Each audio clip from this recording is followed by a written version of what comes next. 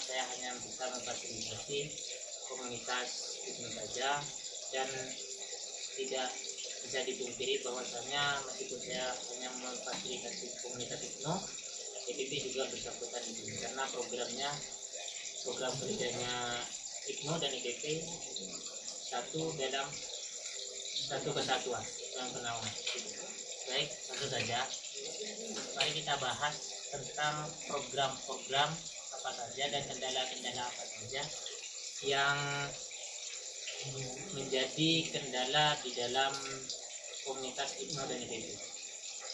Mungkin dari rekan-rekan bisa memberikan gambaran problem apa saja yang sekiranya itu tidak berjalan ataupun memiliki kendala-kendala, sehingga nanti ketika di akhir fasilitasi kita, di akhir diskusi kita itu memiliki sebuah kesimpulan untuk memajukan komunitas IPNO dan IPP.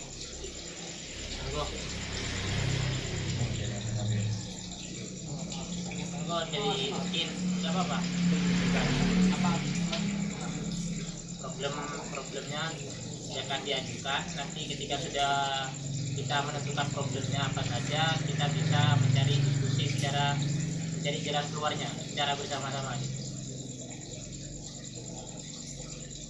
Dari aku sih mungkin yang pertama sih ya anggota itu kurang solid lah. Nah, anggota kurang solid. Sebenarnya kayak komunikasinya. Komunikasi. Terus yang kedua itu kendala saat itu menjalankan program kerjanya. Kendala saat menjalankan program kerja. Terus apa lagi yang sekiranya bisa membangun kemajuan, bisa sekiranya nanti membuat IPNO dan IPP ini bisa berdampak baik kepada masyarakat itu. Jadi masyarakat itu memiliki rasa dampak secara langsung gitu. Oh, ternyata dengan adanya IPNO ini bisa membuat masyarakat itu lebih sejahtera, bisa membuat masyarakat itu lebih tentram, dan pemuda-pemudinya itu lebih memiliki pendidikan karakternya lebih tinggi, pendidikan intelektualnya lebih maju, dan prestasi-prestasinya yang ada di pemuda-pemudi yang ada di desa Purwosari ini bisa terus berkembang. Kalau menurut saya sih yang paling utama itu dari rasa anggotanya sendiri untuk apa ya? Untuk mempunyai rasa bahwa saya ini ikut organisasi IPNO PNU gitu. Jadi saya punya apa ya? Punya acuan, punya dasar gitu, punya dasar buat buat lebih tinggi. Maksudnya itu kayak gini. Kayak saya itu apa ya? Saya itu bangga kepada organisasi ini, bahwa saya itu memiliki organisasi ini gitu. Jadi dari dasar itu kita akan mempunyai apa ya, tanggung jawab. Nah itu masalahnya menumbuhkan itunya, menumbuhkan rasa kepemilikan, rasa solidaritas. Sebenarnya selain menumbuhkan rasa solidaritas, sebenarnya ada juga program dari IPNO ini yang belum jalan. Program yang belum jalan ini sebenarnya bisa seakan-akan memberikan eksistensi untuk ada juga bahwa IPNO ini ada loh. Biasanya seperti anak yatim, terus IPNO IPPNU mengabdi, terus khataman Al-Quran, itu agak terkendala karena adanya COVID-19 ini. Jadi ada yang nggak jalan gitu. Jadi balik lagi pandemi ini cukup meresahkan. Pandemi ini memiliki dampak yang begitu besar terhadap program-program kerjanya IPNO begitu ya. Nah, sekarang kita sudah mengangkat 3 problem. Problem pertama adalah di dalam komunikasi, sulitnya membangun komunikasi. Yang kedua, rasa kepemilikan anggota IPNO dan PNU itu kurang gitu. Dan terkendalanya program kerja akibat pandemi COVID. Setelah kita menentukan problem tersebut, kita sudah menentukan tadi yang 3 problem itu, maka sekarang kita mencari jalan keluarnya. Mari kita cari jalan keluarnya itu secara bersama-sama, sehingga ketika kita sudah menemukan jalan keluarnya itu nanti kita bisa memberikan sosialisasi secara maksimal kepada rekan dan rekan kita secara baik, sehingga bisa dapat diterima dengan baik, dapat dijalankan dengan baik. Soalnya seperti ini, ketika suatu program kerja ataupun suatu komunikasi itu ataupun suatu keputusan itu dijalankan secara partisipatif itu dilaksanakan secara bersamaan gitu. Bukan berarti ketika saya menjadi seorang pemimpin itu keputusannya itu hanya berpacuan kepada saya saja gitu. Jadi keputusan itu di dalam suatu komunitas itu keputusan itu milik kita semua gitu. Jadi setiap ada keputusan, jika keputusan itu memang tidak baik meskipun dari seorang ketua, itu kalau memang tidak baik itu harus ditolak. Nah, harus ditangkap, harus berani. Nah, ketika itu masukan itu, keputusan itu ada di anggota, tapi keputusan itu baik meskipun dari anggota sendiri, itu sama ketua dan anggota pihak atau pengurus harian itu harus menjadi dibicarakan lagi di dalamnya. Ini keputusannya ini lumayan, jadi gimana caranya agar keputusan ini bisa berjalan sesuai gitu.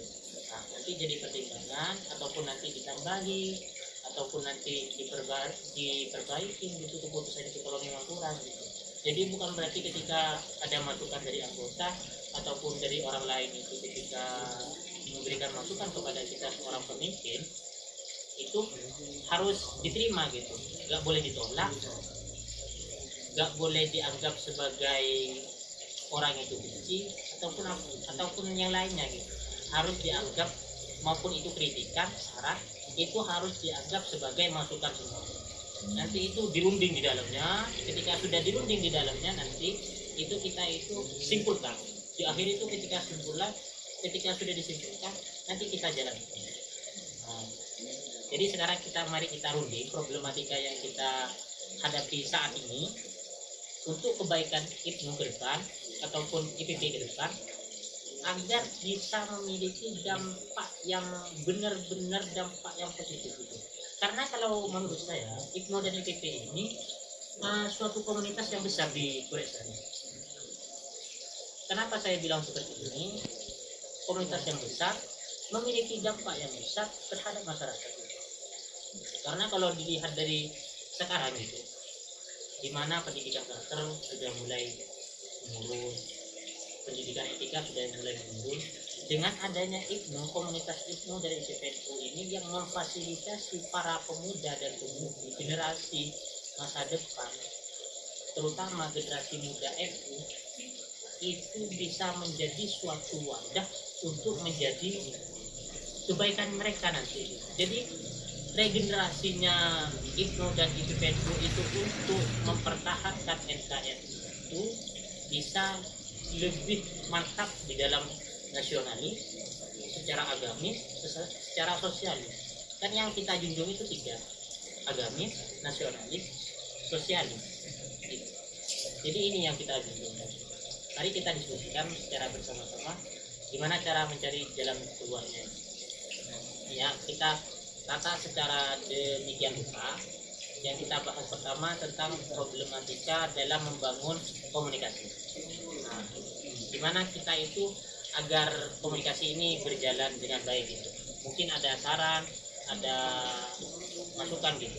Silakan. Kalau dari saya itu ini juga saya takutkan kepada itu ya, ketumbuhan dari anggotanya sendiri. Jadi gini, kan di anggota IPNU itu umurnya itu beragam gitu, dari yang mulai SD, SMP, SMA, bahkan ada yang kuliah gitu. Nah, menurut saya ini kayak yang umurnya yang lebih besar dan pemikirannya lebih matang itu seharusnya itu apa ya, bisa lebih mengayomi kepada umur-umur yang lebih rendah ini. Karena apa?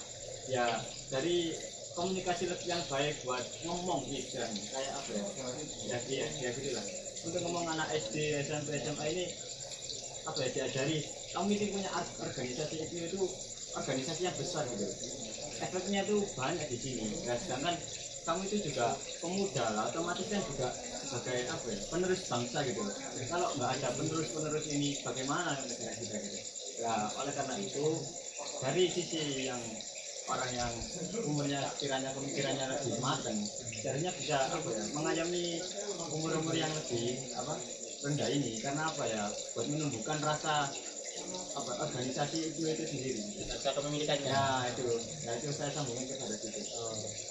Mungkin ada yang lain tentang problematika komunikasi. Barusan dari rekan Iqbal menyatakan bahwasanya karena kita ini umurnya itu pendidikannya itu multikultur, ada yang dari SD, ada yang dari SMP, SMA, bahkan sampai kuliah. Jadi ketika kita mengajak diskusi bareng, ketika menerapkan pemikirannya anak kuliah kepada anak SMP, SMA, SD itu, maka tidak akan masuk gitu. Secara akarnya kan seperti itu. Ketika saya ini anggap saya sudah kuliah gitu, dan kebetulan saya sudah kuliah. Nah, ketika saya menggunakan bahasa ilmiah kepada anak SMA, SMP, SD, maka mereka cuma pelangap-pelongo kan gitu. Bukan saatnya mereka diajak untuk berdiskusi tentang ilmiah gitu.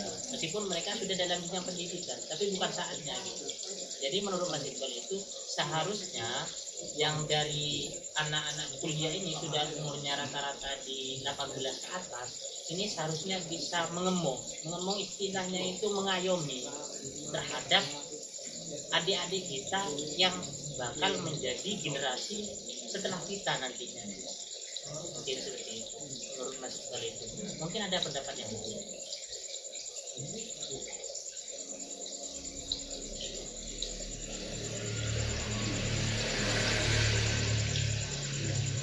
Enggak apa-apa.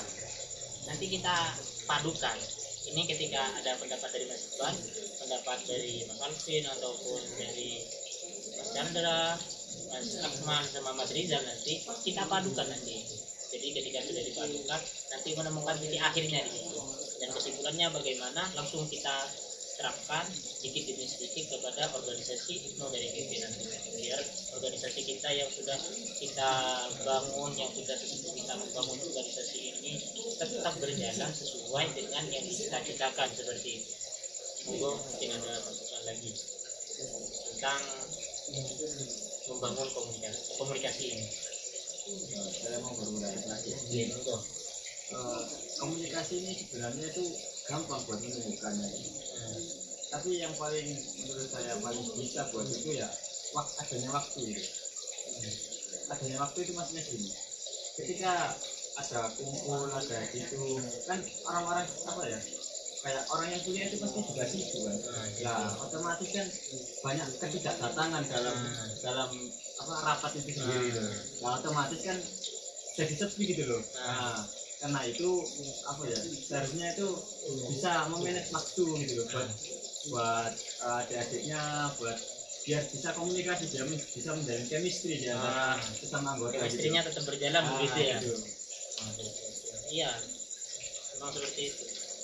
Ketika kita ikut organisasi, ikut komunitas, ikut kelompok, di samping itu kita kerja, di samping itu kita seorang pendidik, di samping itu seorang pelajar, kita itu harus sadar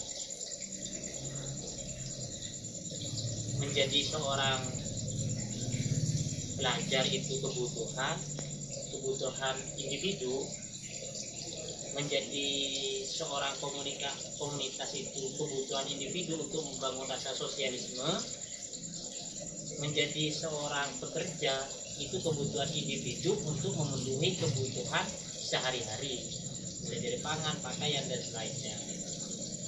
Tapi kita harus ingat lagi, ketika kita sudah nyemplung di dalam sebuah komunitas atau organisasi, maka kita harus memiliki jiwa ini. Kepemilikannya itu harus ada gitu. Jadi contohnya saya ikut organisasi A gitu, ikut organisasi B, ikut organisasi C. Berarti saya memiliki 3 organisasi kan. Nah, Nah, bagaimana ketika saya mengikuti 3 organisasi ini bisa tetap andil di dalamnya meskipun tidak secara penuh gitu. Entah nanti saya di hari Minggu saya ikut rapatnya ini, ikut Selasanya rapatnya ini, Kamisnya ikut rapatnya ini. Biar kita itu rasa kepemilikan itu masih tetap ada gitu. Nah, seperti itu. Kalau kita itu hanya ikut nama saja di situ, otomatis kita cuma numpang nama gitu, istilahnya numpang nama kan. Mungkin ada yang lain.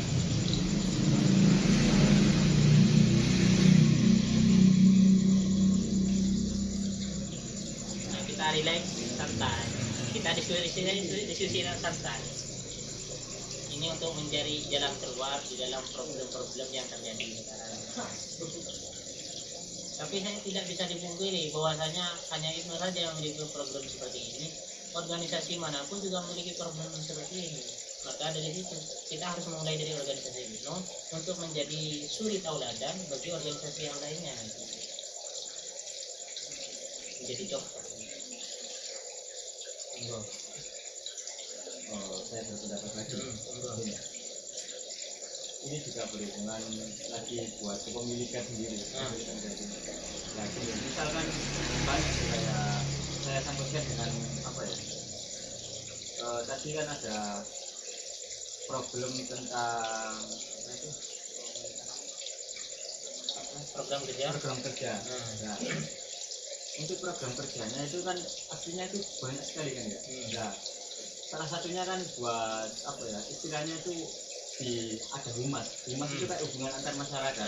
Nah, di dalam itu kita bisa menyatukan komunikasi itu buat adik kelas kita buat mengajak gitu, meskipun hanya ikut gitu, tapi itu tahu bagaimana ngomong sama RT, sama RW, sama kayak danomnya kayak gitu-gitunya.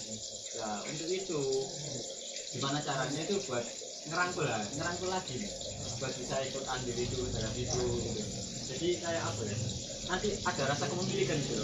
Apa ketika diajak nanti dikenal pasti oleh masyarakat. Oh, anak ini sebagai anak Ibnu gitu. Meskipun hanya ikut andil dalam apa? Cuma ikut doang gitu. Ikut-ikutan gitu lah istilahnya. Gitu. Nanti kan istilahnya setelah itu generasi adik kelasnya itu sudah menjadi matang. Nah, nanti kan bisa mengikuti jejak para apa? Kakak kelasnya gitu. Jadi ininya. Jadi ketika kakak kelasnya itu sudah ketua pengurus pertamanya itu sudah lengser, ketika mereka sudah menjadi pengurus, mereka itu sudah memiliki wawasan seperti itu. Bagaimana cara ngobrol dengan masyarakat. Betul juga sih. Mungkin ada masukan yang lain.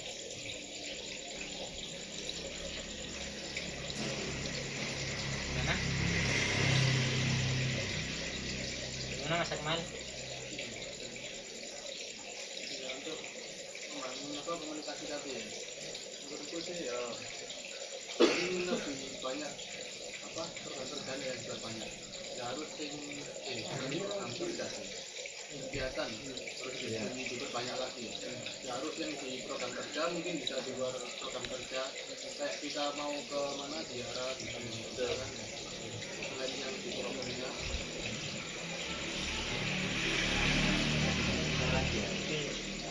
Itu ada satu program itu gimana gini, dia itu anggotanya itu banyak, cuma yang jalan itu doang gitu. Yang nggak ikut ini alasannya apa? Ya ini tuh ya gitu. Jadi kayak ya ibarat tadi cuma nama doang, numpang nama. Jadi sekali lagi ya itu komunikasinya masih kurang gitu. Akhirnya ngaruh ke dalam proker-proker, akhirnya nggak jalan prokernya gitu. Berdampak kepada yang lain. Iya gitu.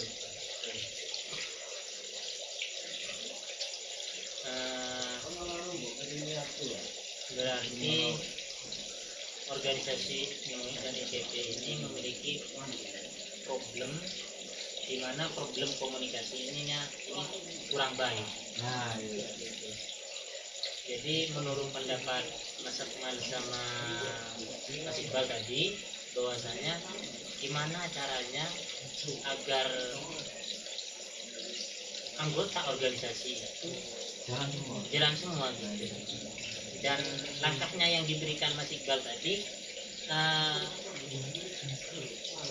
yang pertama itu pengurus, istilahnya pengurusnya itu harus bisa mengayomi anggota. Saya pakai istilah yang lebih mudah, pengurus harus bisa mengayomi anggotanya, gitu. Yang pertama. Yang kedua, Mas Iqbal itu memberi masukan ketika ada suatu program kerja yang dijalankan, anggota ini diajak, bukan hanya pengurus harian saja ataupun PH-nya saja yang berjalan, PH-nya yang anggotanya yang dibiarkan. Sedangkan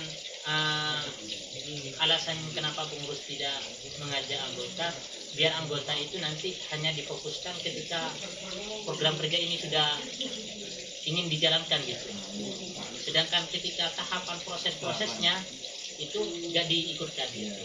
Seharusnya katanya Mas Iqbal itu anggota itu diajak untuk berpartisipasi dalam proses tahapan untuk melaksanakan program kerja itu, biar mereka itu bisa paham bagaimana cara membangun komunikasi dengan bangun, komunikasi dengan masyarakat, komunikasi dengan RT ataupun RW ataupun kepala desa, sehingga mereka ketika mereka menjadi generasinya nanti, mereka itu tidak kebingungan ketika pengen terjun kepada masyarakat gitu, pengen contohnya kayak membangun, pengen minta dana gitu istilahnya kan gitu ya, minta dana gitu kepada Pak RW, Pak RT, kepada perusahaan-perusahaan yang ada di sekitar Pureksari kan seperti itu. Nah, terus menurut pendapatnya Mas Akmal barusan itu katanya seharusnya program kerja itu diperbanyak ya, kegiatannya itu diperbanyak, kegiatan mulai entah itu kegiatan kumpul rutinan, kumpul diskusi, membangun wawasan gitu, sama kata Mas Akmal juga itu. Nah, kalau kata saya bagus, betul, semuanya itu benar dan tidak ada yang salah dari pendapat dua rekan ini antara Mas Akmal dan Mas Iqbal ini. Karena gini, kalau seumpamanya anggota itu hanya difokuskan ketika contohnya kita ini jadi pengurus gitu, jadi kita itu punya anggota di belakang sebanyak 20 orang. Yang 20 orang ini hanya difokuskan nanti ketika pelaksanaan saja. Ketika kita merancang programnya ini gimana, nanti program ini berjalannya gimana, acaranya ini gimana, siapa yang ini, mutung ini siapa, kita hanya memikirkan sendiri, tapi anggotanya nggak diajak kan gitu.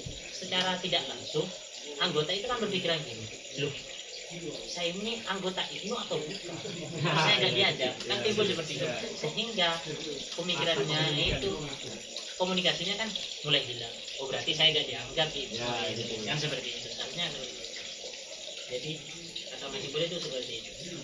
Langkah baiknya sekarang itu kita nanti kesimpulannya kita ambil, sudah saya kunci tiga masukan ini. Sekarang kita pindah kepada tidak berjalannya program.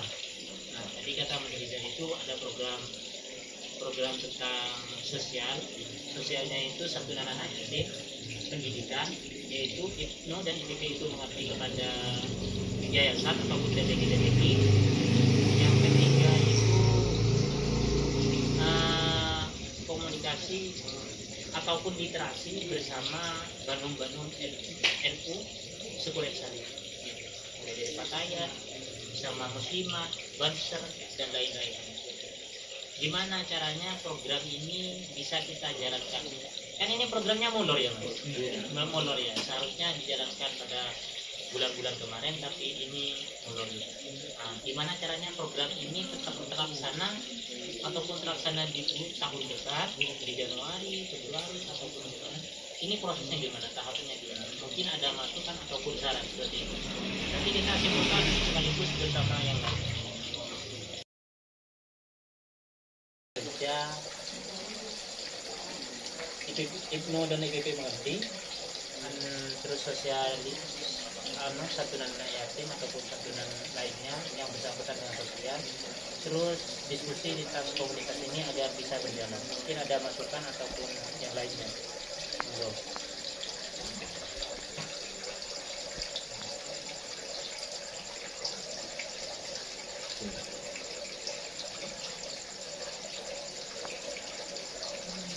Menurut saya itu gini, untuk yang santunan anak yatim itu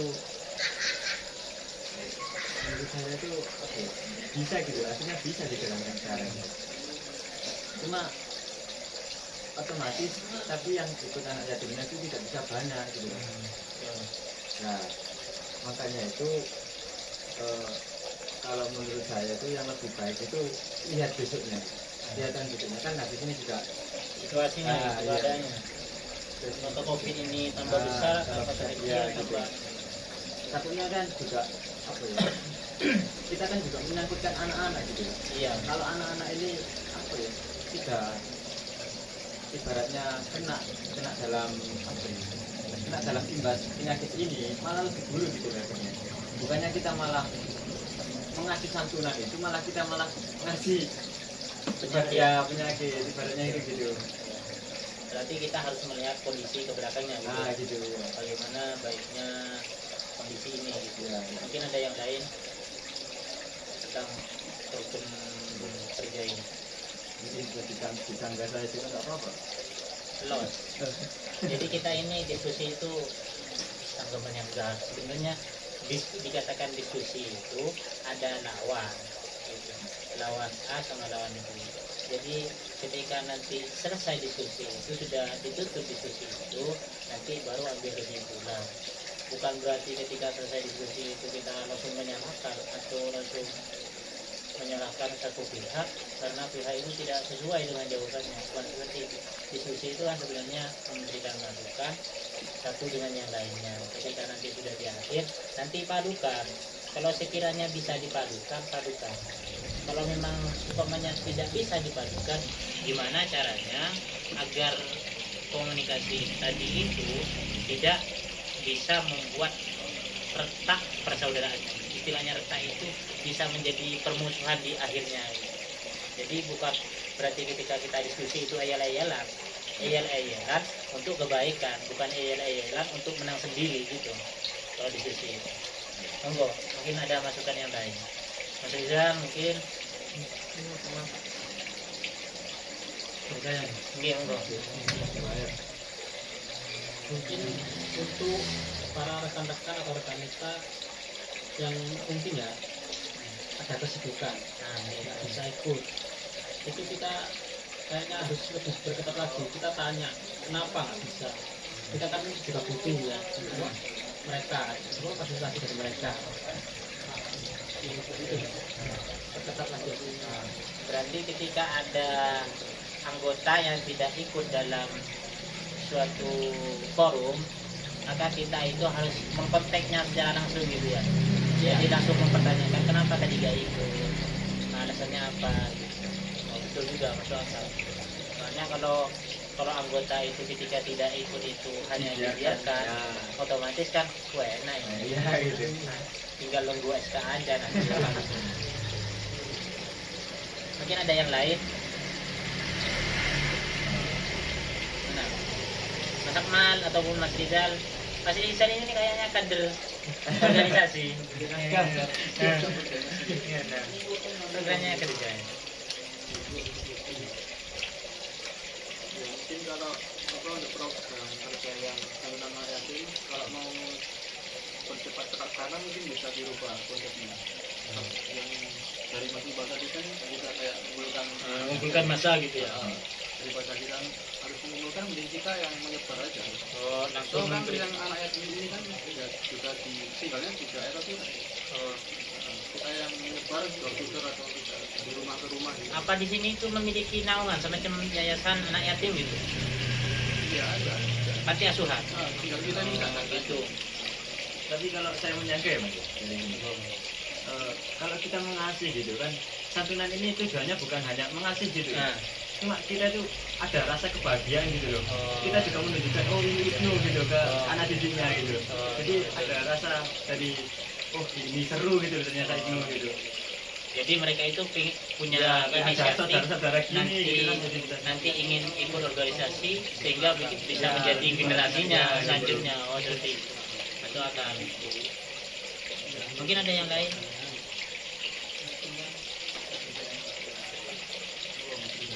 Enggak Mas Rizal.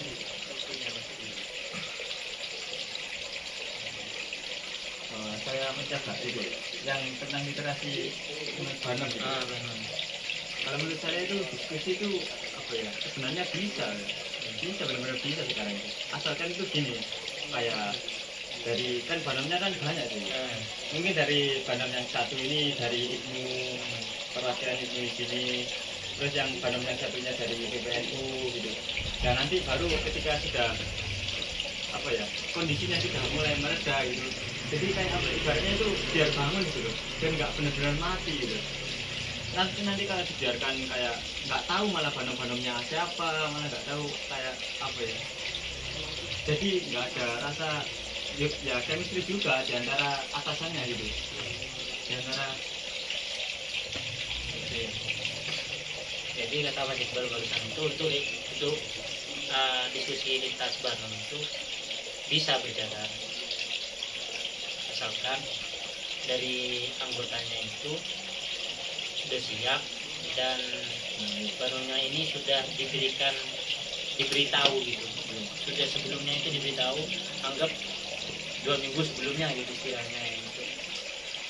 2 minggu sebelumnya itu kita sudah menyebarkan surat kepada Banom-Banom ini bahwasanya kita ini memiliki kegiatan diskusi lintas Banom NU Seburek Sari. Bukan hanya ingin diskusi, akan tetapi ingin tahu biar kita itu rasa kepemilikan kita itu ada gitu, biar kita itu dapat pencerahan dari ayah, kakak, ibu, mbak. Soalnya kalau di NU itu biasanya itu ayah, ibu, mbak, kakak gitu. Kalau ayah itu NU sendiri, kalau mbaknya itu Fatayat, kalau ibunya itu muslimat ya, muslimat, kalau kakaknya itu Banser gitu.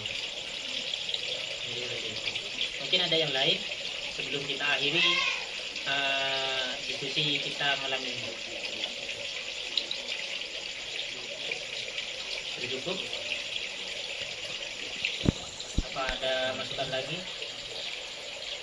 Kalau sudah cukup, mari kita simpulkan bersama-sama. Kalau memang kesimpulannya saya ini kurang pas, tambahin nanti. Ya, saya cuma menyimpulkan. Di dalam membangun komunikasi, saya ngambil kesimpulan dari masukan-masukan yang tadi, dari masukan yang diberikan Mas Rizal, Mas Akmal sama Mas Radin, dan rekan-rekan semuanya. Saya menyimpulkan seperti ini, bahwasanya untuk membangun komunikasi itu di dalam suatu organisasi itu seharusnya setiap ada agenda apa saja, libatkan semua anggota komunitas di situ ataupun komunitas organisasi di situ, baik itu agenda berat ataupun ringan ataupun sedang, harus dilibatkan semuanya, baik diskusi berat, diskusi ringan, diskusi sedang, itu libatkan semuanya agar mereka itu memiliki rasa kepemilikan dan rasa dimiliki. Itu yang dibutuhkan, itu bukan hanya rasa kepemilikan, tapi yang dibutuhkan itu rasa dimiliki. Kalau sudah rasa dimiliki itu sudah ada di dalam diri kita, maka rasa kepemilikan itu akan timbul sendirinya. Seperti itu. Yang kedua, bagaimana ketika ketua ataupun PH, pengurus harian itu, ketika ada saran ataupun masukan dari anggota, harus legowo. Maksudnya legowo itu bisa menerima saran kritikan itu dengan lapang dada untuk kebaikan IPNU dan IPP ke depannya. Nah, seperti itu ya. Sepakat? Sepakat. Yang ketiga, bagaimana ketika organisasi itu memiliki kegiatan ataupun rutinan secara konsisten, ada rapat rutinan konsisten, contohnya rapat mingguan, kata Mas seperti itu, memiliki kegiatan rutinan yang secara konsisten itu lebih mudah untuk membangun komunikasi ataupun rasa kepemilikan yang ada di organisasi IPMO itu dan organisasi IPPN itu sendiri gitu. Jadi rutinan komunitas yang konsisten bisa berdampak baik kepada organisasi dan anggotanya untuk menjadi generasi selanjutnya gitu. Untuk problematika tentang program kerja ini bisa berjalan asalkan rasa yang tadi itu, rasa kepemilikan itu, rasa dimiliki, rasa untuk kegiatan dijalankan secara bersama-sama itu sudah ada, maka program kerja yang tidak berjalan sebelumnya akan berjalan seperti itu. Kuncinya satu, seperti ini. Kalau sudah rasa kepemilikan itu sudah ada, maka semua program itu akan berjalan. Ketika sudah rasa dimiliki itu sudah ada, maka anggota akan ikut gitu. Kan ada pepatah gini, kalau bapak mengayomi anak, maka anak sayang bapak. Kalau bapak sayang jahat pada anak, maka anak punya rasa jengkel kepada bapak, sehingga anak itu tidak memiliki rasa sayang kepada bapak. Kan seperti itu. Jadi gimana caranya kita mensosialisasikan hasil diskusi kita malam ini? Saya selaku fasilitator ataupun selaku fasilitasi, saya mohon maaf kurang lebihnya. Akhirul kalam, wallahul muwaffiq ila aqwamit thoriq. Wassalamualaikum warahmatullahi wabarakatuh.